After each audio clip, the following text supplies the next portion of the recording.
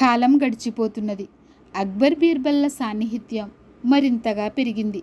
బీర్బల్ సమయోచిత విజ్ఞానానికి, సామరస్యపూర్వకమైన విధానానికి అక్బర్ ఎంతగానో సంతృప్తి చెందుతుండేవాడు.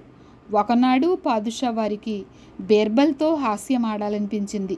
నిండు సభలో బీర్బల్ను ఉద్దేశించి, బీర్బల్, మాకొక సందేహం, అది నువ్వే తీర్చగలవని నా విశ్వాసం అన్నాడు. ప్రభువులకు సందేహమా? అది ఈ సామాన్య విదూషకుడు తీర్చడమా?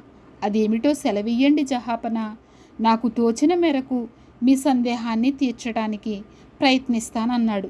మరేం లేదు, మనందరకు తెలుసున్న విషయమే. అది ఎందువల్ల జరుగుతున్నది తెలియక నిన్నడుగుతున్నాను అన్న పాదుషాను విషయం తెలియజెప్పవలసిందని అడిగాడు బీర్బల్.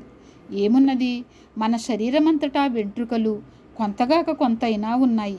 కానీ నా అరచేతుల్లో ఎందువల్ల వెంట్రుకలు లేవన్నది మా సంశయము అన్నాడు.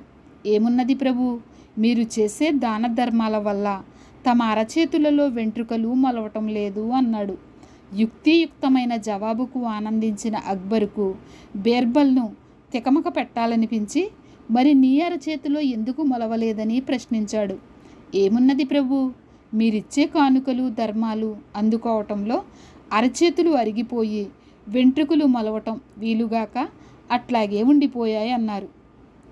ఈ సమాధానాలకు పాదుషా సభికులు ఎంతగానో ఆనందించి బీర్బల్ జ్ఞానాన్ని ఎంతగానో ప్రశంసించారు. కథ సమాప్తం. ఈ కథ మీకు నచ్చినట్లయితే లైక్ చేసి షేర్ చేయండి.